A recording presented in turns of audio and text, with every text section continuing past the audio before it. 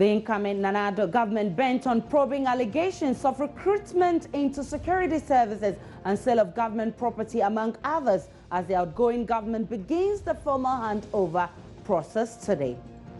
I've heard about ongoing recruitment into the security services now, which we hope is not true. But Chief of Staff Julius Deborah, who leads the NDC team, assures there is no cause for alarm, announcing transfer notes of key government ministries are ready for assessment.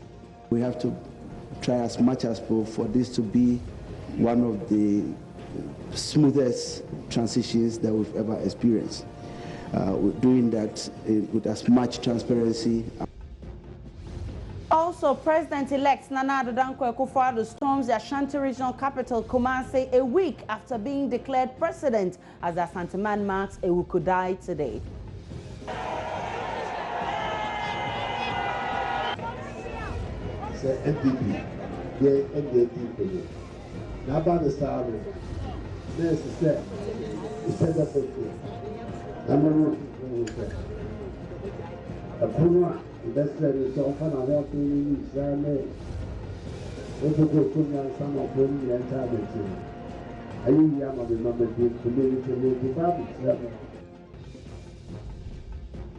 We will be speaking with a governance expert plus a legal brain, as well as get some updates on the president-elect's visit to Kumasi. All of these on today's big story. My name is Aisha Ibrahim.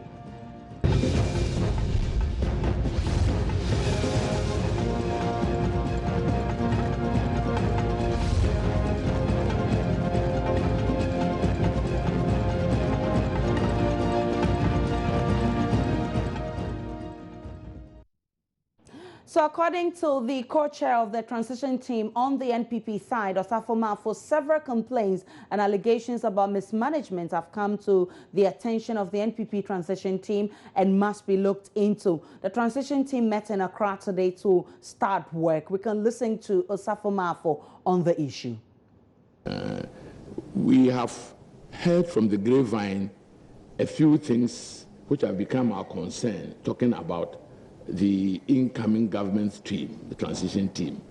For instance, we have heard about ongoing recruitment into the security services now, which we hope is not true. We've heard of conversion of temporary staff, of political assistants, and some of the staff we took on into permanent public servants.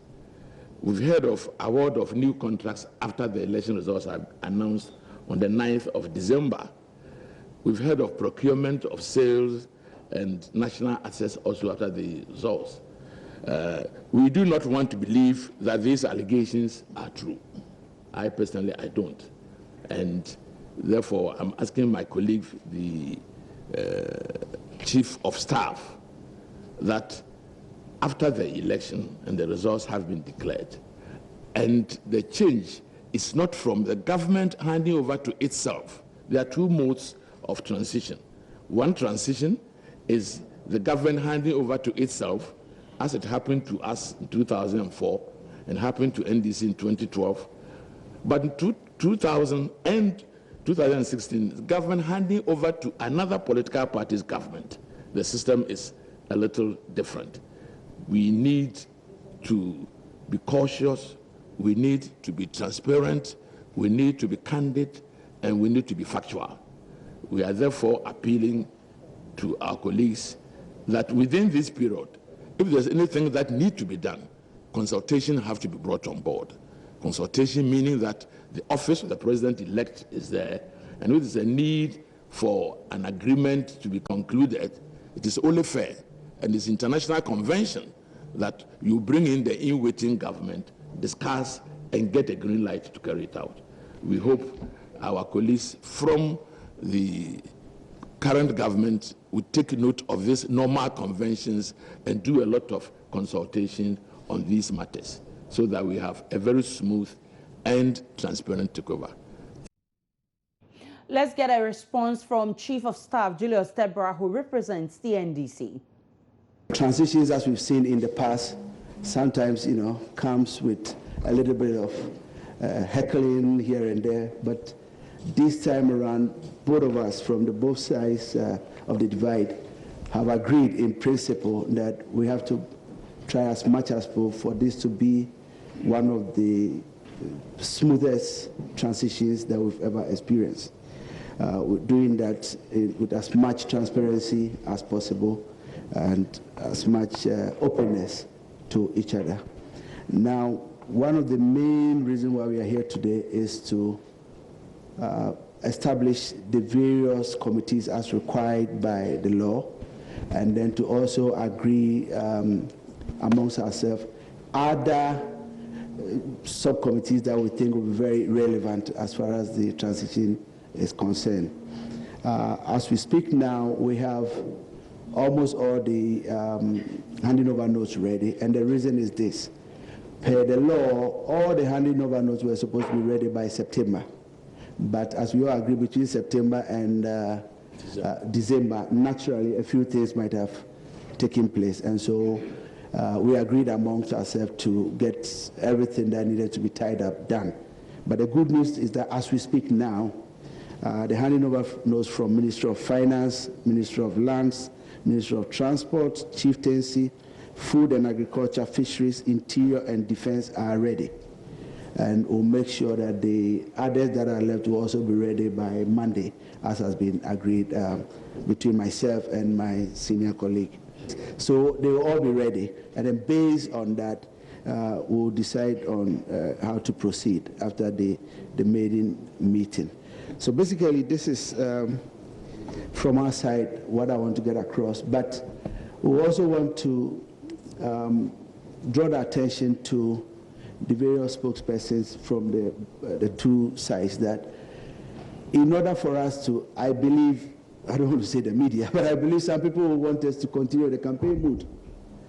But I think since we're shifting from campaign mode to governance mode, as much as possible, we should try and,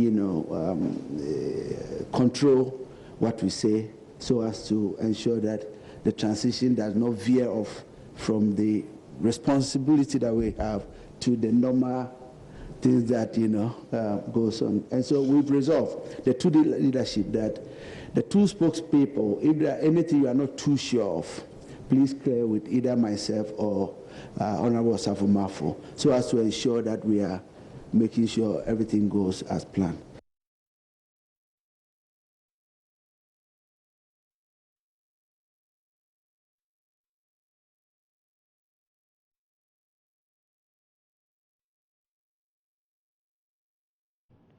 All right, so joining me in the studio is a legal brain, Victor Kojoga Adaudu. He's a private legal practitioner. It's good to see you. I haven't seen you for some time now. To be here. Okay, but you had Osafo Mafo making that point that once there's transition going on, I mean, there shouldn't be any such thing. I'm talking about, he talks about allegations of recruiting people into the security service, talk about selling of government properties, he's talking about signing new deals and a lot more. What does the law say about this? Well, I believe that the main reason why we even have the Transitional Act is just to cure the mischief of the deep mistrust and suspicion when it comes to transition, the acrimonious or the inquisitorial type of transition that we have had. This is the first time in the past. This is the first time that we are using the Act. Okay.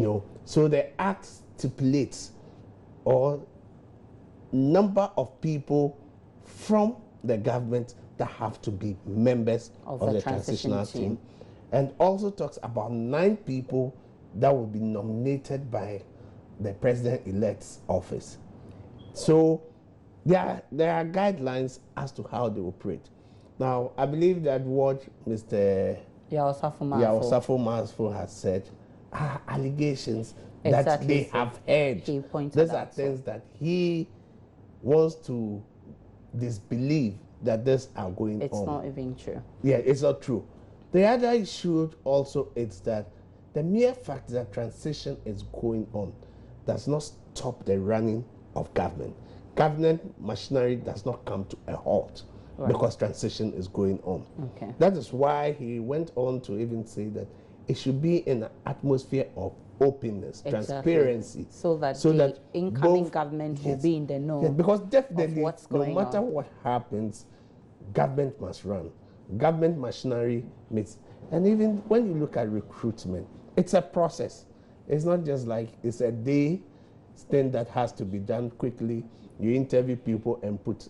When it comes to security services, it's a process that you go through. Right. So could it be, or should it be that this process had been started way back? Is it the same process that is going on? And he said it is good that both sides should be able to see it. I think we should not, or as the Julius Debra said, the chief of staff, right, that we should move away from the campaign mood or the deep mistrust that we had seen during 2001, during 2008. We had seen it is inquisitorial. You want to investigate as an investigating body. Right. It is not. That is why the law even has made a time, the period by which it should come to an end. Okay. Then the government elects, now takes over the reins of government. Then they can continue with it. Okay, so how long is it supposed to take? 6 weeks. 6 weeks. 6 weeks. It shouldn't be more than 6 weeks. So the government, the law actually specifies. And I think that the plenary session of the whole committee, that is where he has promised that the handing over notes should have been ready. Right. I believe most of the government institutions and others have deposited that with the Administrator General, because Administrator General is the one who implements the Transitional Act. Right. And they are the technical people who oversee it. That's why it even makes provision for the head of civil service. Well, he's in charge of the head of civil service because of his institutional memory. Right. You look at the secretary to cabinet. He has institutional memory of all the discussion that has gone on in cabinet. And the head of local government service, which deals with the district assemblies, all that has gone on, plans that are ongoing. So they form part as the technical part of the committee. And I believe people want to see what has been in the past. So that's why maybe when few issues which are being discussed in a very candid and dispassionate atmosphere, people think that we want to see what had happened. I believe but for the fact that Yao Safumafo mentions some of these allegations, if they happen to be true, for instance, you talk about recruitment of security people into the security, that cannot be done in a day. But he talks about making temporary political assistants become permanent public officers. That's dangerous. If it happens to be true that government is involved in the sale of government properties, that is dangerous. And for him to come out to say this means that, I mean, they are not in the know. If they had any prior notice of this, I'm not sure he will be talking about this. You know, he hasn't put out any hard evidence. Definitely. That this is I mean, it remains allegations. Yes, it remains for allegation. now. I'll tell you, in politics, when things like this happen, people want to always pit the heads of other sizes together. Right. Because some people thrive and benefit when there are allegations. There may be several allegations from different corteses, because that's what they are used to. That's what they had been seeing. And maybe they are not seeing that, so we put the allegation, it fester on, and people believe that it is true. If government property is going to be sold, there are processes by which you have to go and sell those properties. Right. Properties cannot just be put and be sold to other people. We have had instances where even people bought government properties. You saw the hula baloo that came around with all this, the recrimination, and that. I believe that the act is there to guide them. And I'm happy the chief of staff have said that, listen, the spokesperson, it is about the states. Right. It's about what we have done. What have been our projects, the program? Where have we gotten to?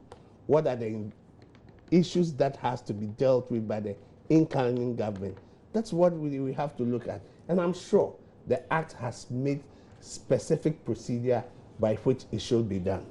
But this act, the Transition Act 2012, was passed in 2012. Does it state the procedure in which some of these matters should be dealt with? Because I'm asking this question because already people feel that the incoming government, I mean, as you rightly stated, we've had this before in some the years gone by. We've had incoming governments being vindictive on the outgoing or the government that left power. And so does this act provide how some of these things should be handled so that it doesn't give any indication of any government being vindictive to the outgoing government? Yeah. The act provides for the 9 statutory people who are to be members, people coming from the president-elect's office. They are 9. It talks about the subcommittees. Even the subcommittees will be divided as a necessary, the aspects, maybe the assets and inventory, they will look at that, look at governance. Our understanding today is that they met with the Minister of Finance. Right. Now there are issues handing over notes where there is some understanding. Projects that are being carried on. How much do we have in the state coffers? The outlook. Everything is that everybody wants to know. So that you are given some kind of roadmap. You have a clear view of what is existing, right, and how you plan to go. So these are the subcommittees. Yes, the act says that, yes, subcommittees should be there, especially one of the important subcommittees that we'll be having is the inauguration. Yeah. Because it has to plan how the inauguration, should be, how power will have to be handed over. So these are things. For me, we have moved a step. We did not have that. That was why civil society and other people felt that if we had the Presidential Transition Act, it will help us to move a step forward. And that's what we are seeing. And this is the first time. So we might not get it right, but I believe going forward, it will become things. Now that we have even the Administrator General, right, who is over there, who oversees the assets, the inventory of the state, he has it. He has the inventory of everything that the handing over, all those notes would be with the Administrator General. So going on, when they come to an end, I believe he will take over, and if there are issues, they will look at those issues. All right, let me have you hold and speak with Dr. Brenya, who is a governance expert with the Kwame Nkrumah University of Science and Technology. He joins us via phone. Good evening to you, Doc. Good evening. We appreciate your time on today's big story. Now, how does it come to you, allegations of the outgoing government engaging in recruitment of people into the security service, also the sale of government properties, and also putting temporary officers, who are assistants to political parties, to become permanent public officers? How does all of these come across to you? It's very shocking and interesting, but of course, then you have an attorney coming out to refute this claim. But I think that things of this sort tend to establish some sort of bad blood between the outgoing and the incoming government. When you get accusation and counter-accusation, then it results to what in the past has led to transitions that are not smooth, complain of vindictiveness and witch hunting that we've often had from outgoing government on incoming government. I believe that something needs to be done to prevent things like of this sort. I was listening to your guest, and I believe I heard him talk about the office of the Administrator General, that that office is supposed to take inventory and aspect. Unfortunately, recently we've had the administrator actually complaining about how ill-resourced the office is, that right from running time to proposal time up to this point, all this government, none of them has taken chance to give the Administrator General's office the resources that they need to do their work. I think strongly that even if they are serious about smooth transition, this needs to be looked at. If the office is able to handle some of this, I believe highly that some of these allegations, counter-accusation, and others would curtail and would ensure the type of transition that Ghana should have. So, Doc, if this happens to be true, what could be the implications? The implications, as was rightly pointed out by Honorable Osafo, is the fact that they are going to probe into that. Probe into that means that if it's controls, then the new government would have an issue with honoring controls that have been entered to. If it's employment, there are going to be issues of the government trying to lay off some of this, and it brings these allegations and counter-allegations, wing hunting. Then we're going to have lawsuits against the government, because once government gets into a contract, it was done in the name of government. And remember that even though we are accusing the government, it is still the government of the day until he hands over. So whatever is done in the name of Ghana will have to be honored. And if someone comes in and decides to abrogate what has been done by previous government, then it goes to law. Doc, already there are people who are concerned that there may be some vindictiveness by the incoming government in dealing with some of these issues relating to the outgoing government. How should we go about this so that we don't give such indications?